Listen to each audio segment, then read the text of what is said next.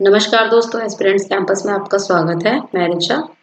और आज जो था आप लोगों का BECC 131 का एग्ज़ाम था।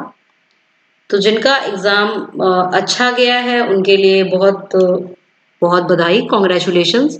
और जिनका एग्ज़ाम अच्छा नहीं गया है या फिर आपको डाउट है कि क्लियर हो पाएगा या नहीं हो पाएगा, तो आप लोग टेंशन मत लीजिए।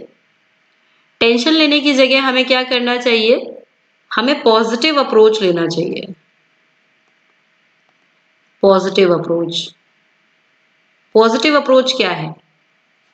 देखिए, आपको दोबारा अपॉर्चुनिटी मिलेगी अब जून में। ठीक है? तो मेरी यही एडवाइस रहेगी कि आप लोग अभी से थोड़ा-थोड़ा समय अपने इग्नू के एग्जाम्स के लिए दें, ताकि आपकी परसेंटेज जो है वो काफी अच्छी आ सके। ठीक है? आपकी परसेंटेज जो है वो अच्छी आ सके। इवन कम से कम ये रहे कि 60% से ऊपर हमें बनाना है अपने एग्जाम में। ठीक है? रिजल्ट में। तो ये आपके लिए एक अच्छा मौका भी है। अगर आप सिर्फ पास होते तो आप सिर्फ 30 मार्क्स लेके पास होते, मान लीजिए 40 भी आ जाते, तो ये बहुत अच्छे मार्क्स नहीं होते। नेक्स्ट टाइम आप कमबैक करेंगे, इम्प्रूवमेंट देने की आपको एग्जाम नहीं जरूरत नहीं होगी, तो आप क्या करेंगे? कमबैक करेंगे और विद कमबैक आप मान लीजिए 60 to 70 मार्क्स आप लेके आ सकते हैं इस एग्जाम में।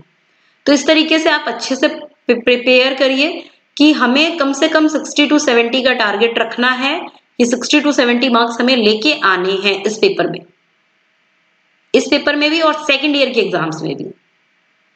तो प्रिपरेशन इस तरीके से होनी चाहिए। चलिए शुरू करते हैं, देखते हैं आज कौन कौन से क्वेश्चंस आए थे पेपर में। तो फर्स्ट सेक्शन है आपका, और फर्स्ट सेक्शन में आपको 2 क्वेश्चंस करने होते हैं और दोनों क्वेश्चन होने चाहिए 20-20 मार्क्स के। आपको जो क्वेश्चंस के आंसर है वो 500 वर्ड्स में देने हैं। बट आपको बता दिया गया है कि आपको आंसर्स किस तरीके से लिखने हैं, पॉइंट्स पे लिखने हैं, हाईलाइट करना है, सब कुछ आपको बता दिया गया है। तो सबसे फर्स्ट क्वेश्चन जो आया हुआ है आप देखिए, why does demand curve slope downward.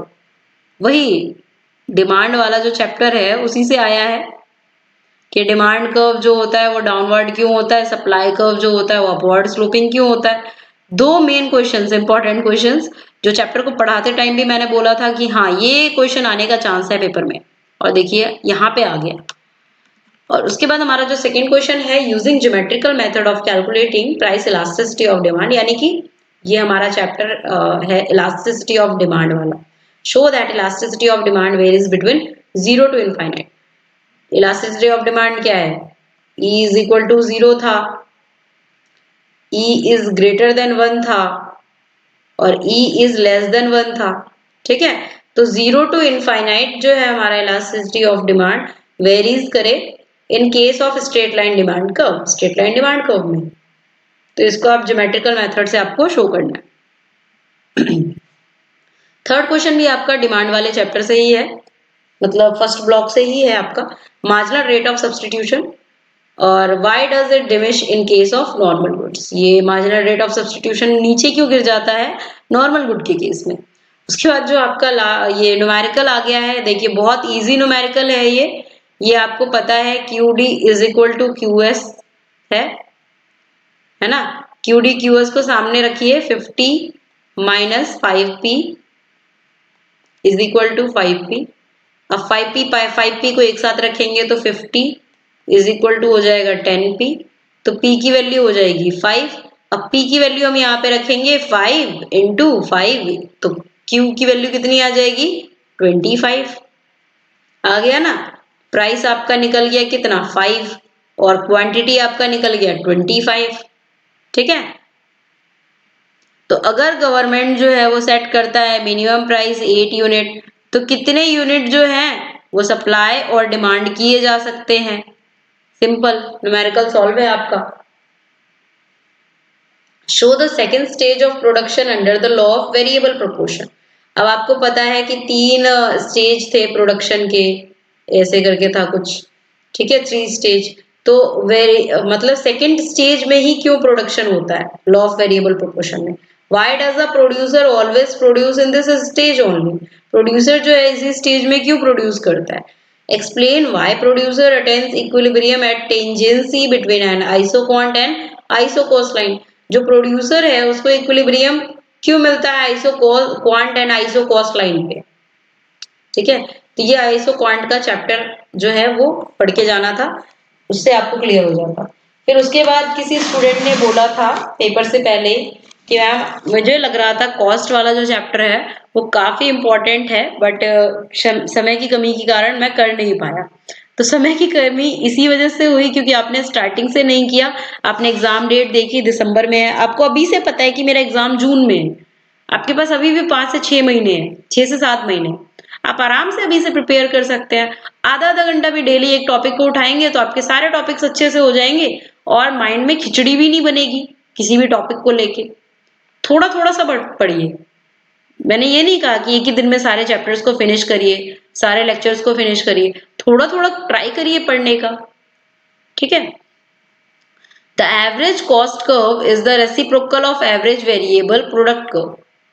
Discuss cost curve के बारे में है तो कॉस्ट वाले चैप्टर से है। ठीक है, उसके बाद average factor cost plus average variable cost is equal to average cost होता है, ये आपको पता है ना, क्योंकि total factor cost plus total variable cost is equal to total cost होता है, ये हमें पता है। ठीक है, तो अब मार्जिनल कॉस्ट ये इस डाटा से हमें निकालना है, ये सब चीजें निकालनी है। तो टोटल फैक्टर कॉस्ट हमें दिया हुआ है, यहाँ पे टोटल वेरिएबल कॉस्ट हमें दिया हुआ है सब में अलग अलग, तो टोटल कॉस्ट हमारा निकल जाएगा, है ना। ये कल ही तो हमने इस तरीके का एक टेबल सॉल्व किया है, जो आपका ये जो चैप्टर है कॉस्ट वाला, इसमें कल इस तरीके का हमने टेबल डिस्कस किया है अभी, तो जाके देखिए आपको सारा समझ में आ जाएगा आउटपुट से डिवाइड करके कैसे एवरेज निकलता है। नहीं आएगा तो फिर दोबारा डिस्कस कर लेंगे हम, कोई बात नहीं। Distinguish between change in quantity demanded and change in demand, इन दोनों में चेंज इन क्वांटिटी डिमांड और चेंज इन डिमांड में क्या अंतर है। Explain the reason of change in demand for a commodity, reason बताइए change in demand of a commodity का। अब यहाँ पे जो हम पढ़ रहे थे इलास्टिसिटी का, तो उसमें लास्ट एक टॉपिक था टैक्स बर्डन का, कि कौन टैक्स बर्डन उठाएगा इन सिचुएशंस में। तो कब, जब सप्लाई कर्व परफेक्टली इलास्टिक हो एंड जब डिमांड कर्व परफेक्टली इनइलास्टिक हो। ठीक है, डिमांड कर्व जो है वो डाउनवर्ड स्लोपिंग होगा, सप्लाई कर्व परफेक्टली इलास्टिक होगा। सप्लाई कर्व जो होगा नॉर्मल शेप होगा और डिमांड कर्व परफेक्टली इनइलास्टिक होगा। तो ये उस चैप्टर के लास्ट से क्वेश्चन आया हुआ है। उसके बाद इनकम कंजम्पशन कर्व, इसके बारे में भी हमने शायद डिस्कस किया हुआ है, ICC curve. ICC in case of normal good, luxurious good and inferior good. और अभी बीसीसी 131 का शायद एक ब्लॉक हमारा बचा हुआ है, अभी हमने कंप्लीट भी नहीं किया है, 3 ब्लॉक हुए हैं बस। तो इतने सारे क्वेश्चंस बन गए हैं उससे, कंप्लीट करिए उसको। Define internal economies of scale, explain it's different types. Draw long run, ये भी कॉस्ट वाले चैप्टर का है, अभी जो हम चैप्टर कर रहे हैं चैप्टर 10 है आई थिंक, हाँ कॉस्ट वाला। तो मार्जिनल कॉस्ट लॉन्ग रन में and long run average cost को explain the relationship between two, इन दोनों के बीच में रिलेशन बताइए। उसके बाद सेंट्रल प्रॉब्लम ऑफ इकोनॉमी क्या है, सबसे थ्योरी का क्वेश्चन है, हम इसको सॉल्व कैसे कर सकते हैं मिक्स्ड कैपिटलिस्ट इकोनॉमी में, यह हुआ था। उसके बाद जो आपका आता है कि कोई भी इनमें से 3 करिए, शॉर्ट नोट लिखिए, इनमें से इनके बीच में डिफरेंसेस बताने हैं आपको। तो पॉजिटिव और नॉर्मेटिव इकोनॉमी क्या होता है, इसके बीच में डिफरेंस बताना है। तो इलास्टिसिटी ऑफ डिमांड वाला जो चैप्टर है, इसमें ओन प्राइस इलास्टिसिटी और cross price elasticity of demand पढ़ा है हमने, उसके बारे में बताना है। Isoquant and indifference curve क्या होते हैं, इन दोनों में डिफरेंस बताने हैं। रिटर्न्स टू फैक्टर और रिटर्न्स टू स्केल, यही वाला चैप्टर है। ठीक है, और ये जो क्वेश्चन है stock variable and flow variable, ये तो लास्ट टाइम भी आया था, ये रिपीटेड क्वेश्चन है। ठीक है, stock variable and flow variable, तो ये करना है। तो ये पूरा क्वेश्चन पेपर हमने देखा है कि किस तरीके के क्वेश्चंस आए थे, कौन कौन से चैप्टर से आए थे। ठीक है, तो कई बार क्या होता है इग्नू ना गेम खेल जाता है, कई बार आप लास्ट ईयर के क्वेश्चंस को अगर पढ़ के जाएंगे सिर्फ, तो ऐसा नहीं है कि वही क्वेश्चंस आएंगे। अब कई 1-2 साल से मैंने देखा है ये, कि इग्नू जो है क्वेश्चंस को बिल्कुल ही चेंज कर देता है। लास्ट जो आपने 2-3 साल में या 4-5 साल के क्वेश्चंस उठाए हैं, कुछ क्वेश्चंस तो रिपीट हो जाते हैं, 2-4 क्वेश्चंस रिपीट हो जाएंगे, लेकिन बाकी का जो पूरा पेपर होगा वो चेंज करके आ जाता है। तो वहां पे क्या होता है, बच्चा या कोई भी स्टूडेंट जो होता है वो कंफ्यूज हो जाता है कि हाँ भाई अब क्या करें, जो हमने पढ़ा था वो तो आया नहीं। तो इसके लिए एक ही सॉल्यूशन है कि नॉलेज के लिए पढ़िए, नॉलेज के लिए पढ़िए, मार्क्स के पीछे मत भागिए, मार्क्स के लिए मत पढ़िए, सिर्फ पास होने के लिए मत पढ़िए, नॉलेज के लिए पढ़िए। ठीक है, अगर आप डिग्री ले रहे हैं तो उसका कोई बेनिफिट भी होना चाहिए, आपको नॉलेज होनी चाहिए उस चीज के बारे में, पता होना चाहिए। ठीक है, तो इसीलिए नॉलेज के लिए पढ़िए। जिस दिन आप नॉलेज के लिए पढ़ना स्टार्ट कर देंगे, बस उस दिन मार्क्स की तो टेंशन खत्म हो जाएगी। ठीक है, तो आज के लिए बस इतना ही। Thank you so much. If you like the video, then do subscribe the channel for more video updates. Thank you.